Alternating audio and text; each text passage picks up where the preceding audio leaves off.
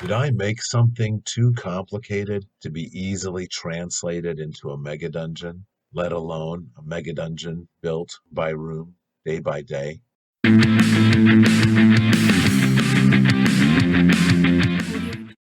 Welcome back, Wargamers and Dungeon Masters. Purple Druid presents Dungeon 23 Lessons Learned and Approaches that Need to be Refined. Today, I'm going to talk for a few minutes about why the area or multi-room approach that I initially started this project, why it's not working for me. The short answer is because I'm attempting to describe a cluster of rooms in just a few lines, and that is far too limiting. I found myself in a position where I'm going to have to put the aesthetic information, the atmospheric information, those kinds of descriptions that convey the theme somewhere else. It's not going to fit on the 2-page spread that is part of the limitation of this project, the intentional limitation, which is designed to really hone in on describing just exactly what's there. And with the approach I initially had in mind, which was to create a vast underground space and then throw in some small details regarding each zone or each area, that's just not working. So let me show you what I started with, and we'll go from there. This is the diagram that I created by playing through a session of Tony Dowler's How to Host a Dungeon. And what was created was basically a foundation of dark elf civilization built upon a vein of gold stretching across the page. That's the red line. And the dark elves built colony after colony, 3 colonies in total. And then there was a catastrophe, which is shown by the black lines representing an earthquake. So now the black lines will represent cavernous passages between the various areas excavated by the Dark Elves. Following that, there was an invasion of other civilizations, which included some outsiders, some demons from down below, some fungoid creatures, and there's a hulking beast who has been defined as a primordial cyclops.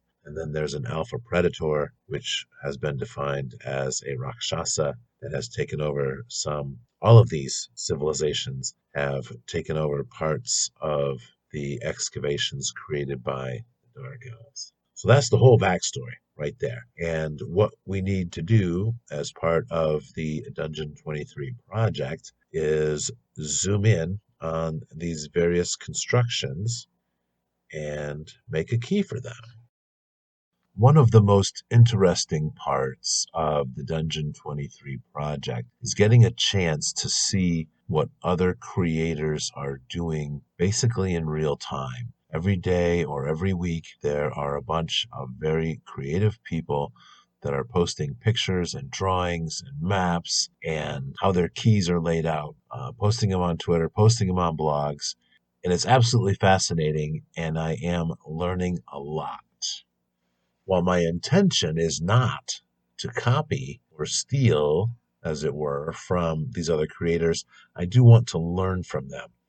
And I'm seeing some very interesting examples. There are folks that are drawing locations and keying out little portions, which is kind of what I had in mind at the beginning.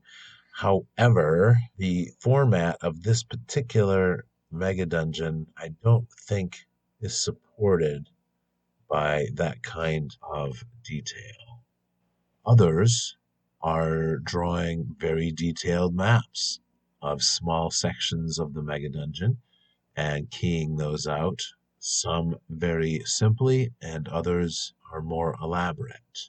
What I'm trying to say, I think, is that I want to strike a happy medium between keying a space or an area and keying specific rooms in the dungeon.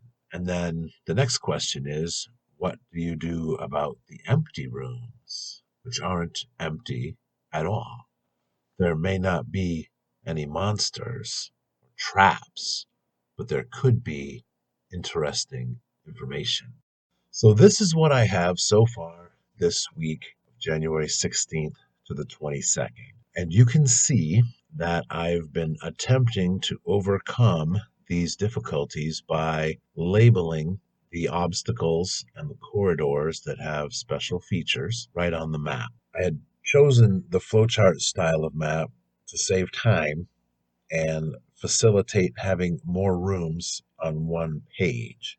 However, this is turning into a liability as opposed to a benefit. Because not only did I have to write on the map what is in these obstacles and corridors, but I also felt the need to draw an actual scale drawing of one of the chambers because it was simply too difficult to describe in the 4 or 5 lines allotted for this format.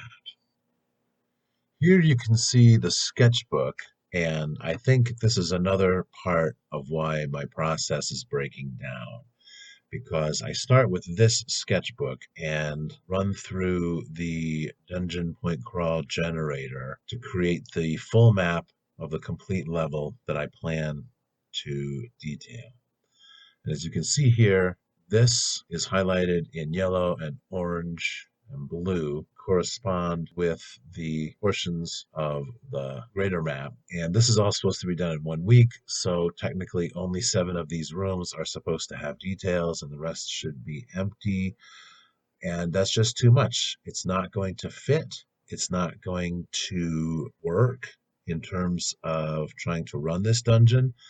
And so by breaking this out like this, it is exposing the weakness of my original plan. Here you can see the full diagram that was generated by how to host a dungeon. And as you can see, it's very complicated and there are a lot of pieces. Here I have circled in red the area that I wanted to do over the course of the next 4 weeks. And here I have a close-up that shows circled in blue the portion of the Megadungeon that I wanted to detail this week, January 16 through 22. To make things a little easier to understand, I redrew that section of the full map into this one that you can see is much tidier.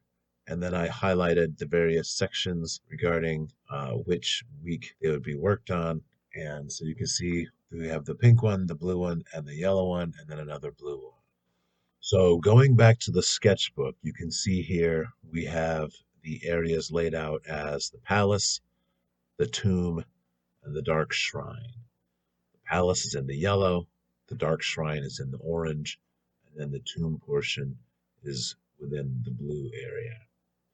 And this was supposed to be for 1 week, and it's not working. And it's a system that I have created to my own detriment. So I think what's going to happen is we're going to go ahead and finish out this week with just a couple more rooms that you see on this page. And then the tomb section will get shifted to next week.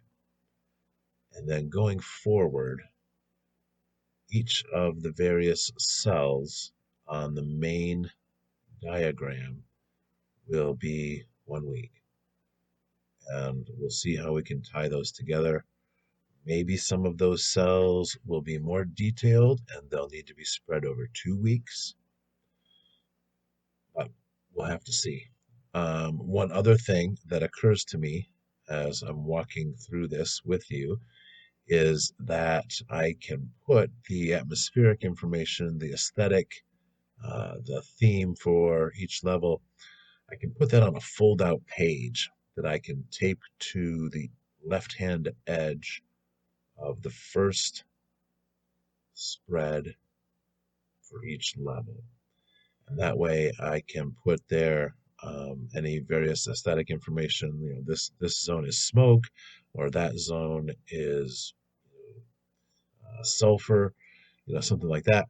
Also, I can put the wandering monster tables on that fold out, and then we'll be able to access those wandering monster tables right away without having to flip to the back of this book. And what I'll do is I'll use the back pages of this where I was going to put the wandering monster tables, and I'll probably use that for sketches or designing the wandering monster tables. So um, yeah, so I think that's it. What we'll do is we're going to go ahead and finish out this week by detailing everything that is currently on this page, plus a couple more rooms, and we'll detail those properly according to what's going to be the new format. And then starting next week, we'll copy that tomb area onto the map and then key that out again according to the new paradigm. So I think that'll work nicely, and I think it will be much smoother, more in keeping with the spirit of the project, which is to really, just go ahead and describe and detail one room per day and build up the dungeon that way, so that even though my original plan is definitely much larger than what can be accomplished in a year, I think at the end of December we'll have a very large and comprehensive mega dungeon. Thank you for listening. I really appreciate it, and I look forward to any feedback you might have. Please do leave a comment down below, or feel free to jump in on Twitter and comment on the daily postings under the hashtag Dungeon23. I will probably come back with another post-mortem style video looking at how our progress has been over the previous 2 weeks, similar to this one. Once I have a handle on the process and we have cleared up all of the obstacles, I will see what I can do about creating just a monthly video going over the level that has just been completed. Thanks again for watching, and keep on gaming.